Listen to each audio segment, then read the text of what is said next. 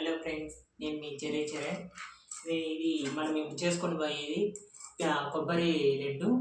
దానికి కావాల్సిన పదార్థాలు పల్లీలు, ఎండు ద్రాక్ష, జీడి మామిడి గింజలు, ఏలక్కి, 2 టేబుల్ స్పూన్ నెయ్యి, 1 టేబుల్ స్పూన్ ఆయిల్, ఒక 50 గ్రామ్ బెల్లం తీసుకోవాల్సింది ఫ్రెండ్.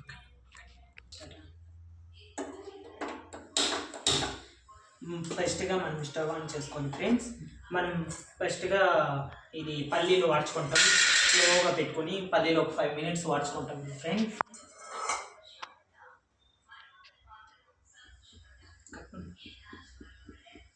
ఇప్పుడు మనం వేయించుకొనేస్తాం ఫ్రెండ్స్. ఇది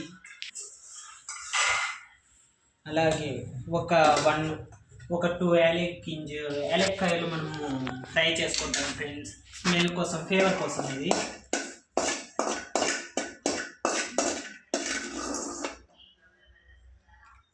అలానే ఫ్రెండ్స్ 1 టేబుల్ స్పూన్ ఆయిల్ వేసి ముందరి ద్రాక్ష మనం వాడుచుకుంటాం ఫ్రెండ్స్.